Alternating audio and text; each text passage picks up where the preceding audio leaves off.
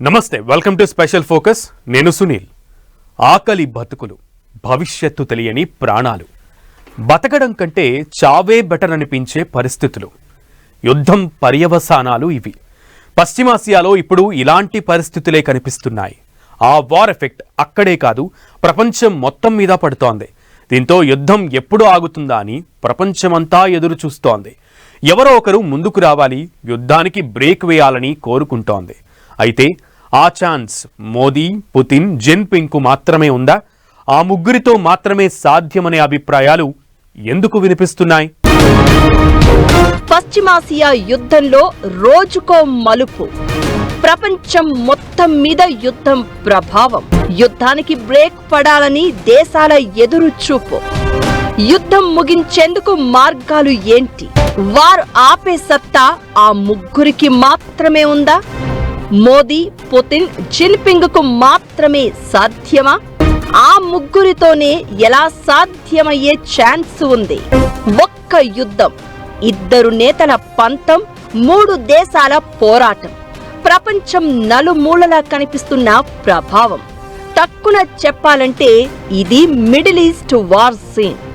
యుద్ధం మొదలై నెల రోజులు దాటింది. మొదటి రోజు ఎలా ఉందో యుద్ధం తీవ్రత ఇప్పుడు అంతకు మించి అనిపిస్తోంది.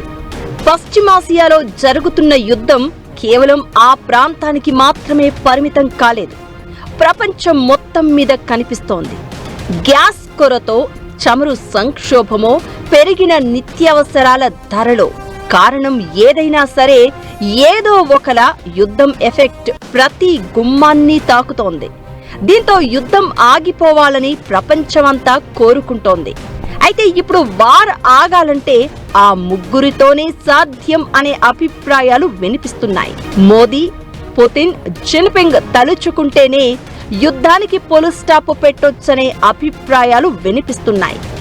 మిడిల్ ఈస్ట్ వార్ ప్రపంచ వినాశనానికి దారితీసే ప్రమాదం ఉందని, ఈ ముగ్గురు తలుచుకుంటేనే దాన్ని ఆపే అవకాశం ఉంటుందని నిపుణులు సూచిస్తున్నారు. పశ్చిమాసియా సంక్షోభం ప్రపంచం మొత్తాన్ని ఉక్కిరిబిక్కిరి చేస్తోంది.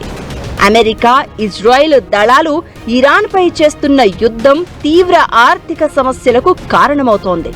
ప్రపంచ గమనాన్ని మార్చుతున్న ఇరాన్ యుద్ధాన్ని ఆపే శక్తి మోదీ, పుతిన్, జిన్పింగ్ కు మాత్రమే ఉందని అమెరికా ఆర్థికవేత్త జెఫ్రీ సాచ్ అంటున్నారు. ప్రపంచవ్యాప్తంగా ఈ ముగ్గురు నేతలకు మంచి గుర్తింపు ఉందని, వాళ్లు ఎంతో పరిణితి చెందిన వ్యక్తులు అని, అయితే ప్రస్తుత సంక్షోభాన్ని వీళ్లు అడ్డుకోగలరు అని చెప్పారు. అమెరికా దూకుడును ఈ ముగ్గురు నేతలు ఆపగలరు అనే అభిప్రాయం వ్యక్తం చేశారు. పశ్చిమాసియా సంక్షోభానికి ఎండ్ కార్డు వేసేందుకు చైనా, రష్యాతో కలిసి భారత్ సంయుక్త నిర్ణయం తీసుకోవాలని సూచించారు సాచ్. దృఢమైన దౌత్య విధానాన్ని భారత్ అనుసరించాలని, ప్రాంతీయంగా తమకు ఉన్న పరిచయాలను వాడుకోవాలని అన్నారు. ఇకటు బ్రిక్స్ కూటమి దేశాలకు కూడా వ్యూహాత్మకంగా అమెరికాను అడ్డుకునే వీలు ఉందని అభిప్రాయం వ్యక్తం చేశారు. దీంతో ఇప్పుడు ప్రపంచ వ్యాప్తంగా కొత్త చర్చ మొదలైంది. సాచ్ వ్యాఖ్యలతో పశ్చిమాసియా యుద్ధాన్ని నిజంగా ఆపే సత్తా ఆ ముగ్గురు నేతలకు ఉందా అనే చర్చ నడుస్తోంది. మోదీ, పుతిన్, జిన్పింగ్ కు అలాంటి ఛాన్స్ ఉందని, అయితే దౌత్యపరంగా ముగ్గురు నేతలు కలిసి ఓ నిర్ణయం తీసుకున్నప్పుడు మాత్రమే సాధ్యమవుతుందనే అభిప్రాయాలు వినిపిస్తున్నాయి. అయితే అది అనుకున్నంత సులభం కాదనే వాదన మరికొందరిది. యుద్ధం కారణంగా ప్రపంచవ్యాప్తంగా ఆర్థిక సంక్షోభం కనిపిస్తోంది. వార్ ప్రభావంపై పార్లమెంట్ సాక్షిగా మోదీ రియాక్ట్ అయ్యారు. ఇకటు ఇప్పటికే గల్ఫ్ దేశాల నేతలు ఇరాన్ అధ్యక్షుడితో ఫోన్లో మాట్లాడారు కూడా. అయితే ముగ్గురిలో ఒక్కరు ముందుకు వస్తే ఆగిపోయే యుద్ధం కాదిది. ముగ్గురు కలిసి బ్రిక్స్ ద్వారా బలమైన దౌత్య ఒత్తిడి తీసుకువస్తే యుద్ధం ఆగవచ్చు అనే అభిప్రాయాలు వినిపిస్తున్నాయి. ఇరాన్తో రష్యా, చైనాకు, ఇజ్రాయెల్తో భారత్కు మంచి సంబంధాలు ఉన్నాయి.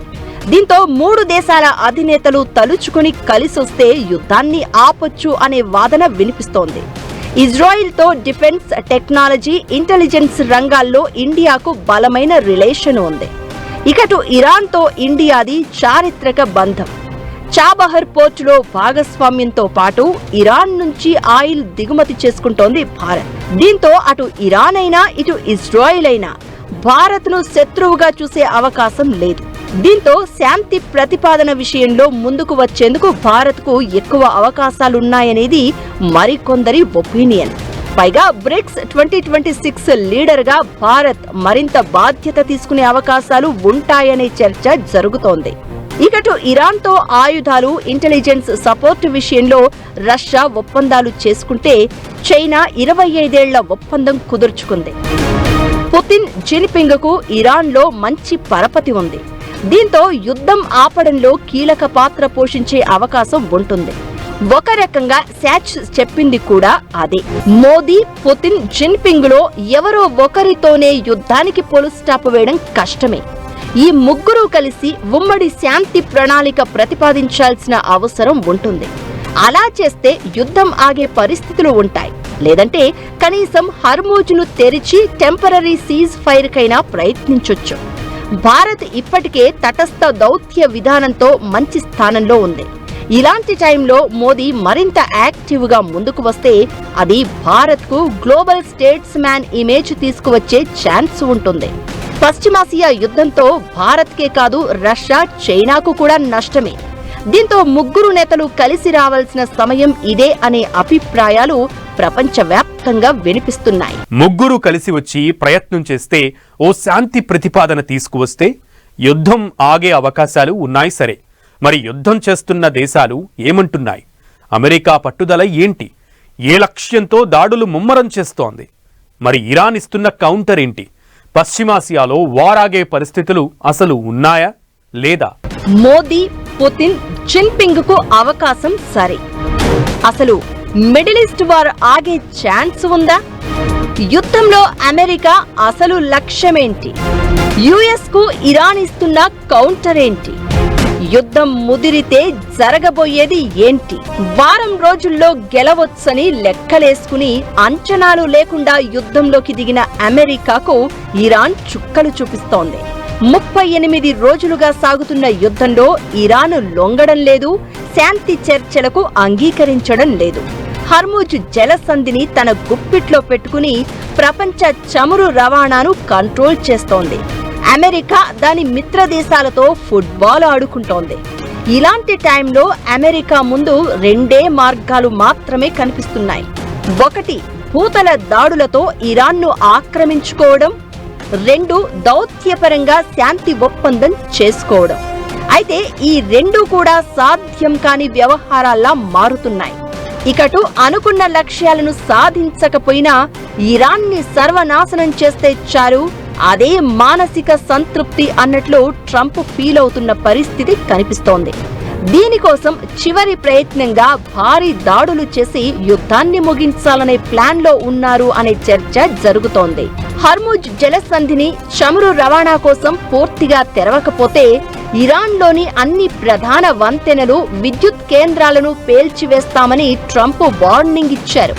అయితే యుద్ధంలో మొదటి నుంచి తాడో పేడో తేల్చుకునేందుకు సిద్ధమైన ఇరాన్ ట్రంప్ పోస్టుకు గట్టి కౌంటర్ ఇచ్చేసింది. కాల్పుల విరమణకు అంగీకరించేది లేదు, శాశ్వత శాంతి కావాలి అంటూ రిప్లై ఇచ్చింది. ఇకటు పశ్చిమాసియాలో యుద్ధ వాతావరణం మరింత టెన్షన్ పుట్టిస్తున్న వేళ పాక్, ఈజిప్ట్, తుర్కియే దేశాలు మధ్యవర్తులుగా రంగంలోకి దిగాయి.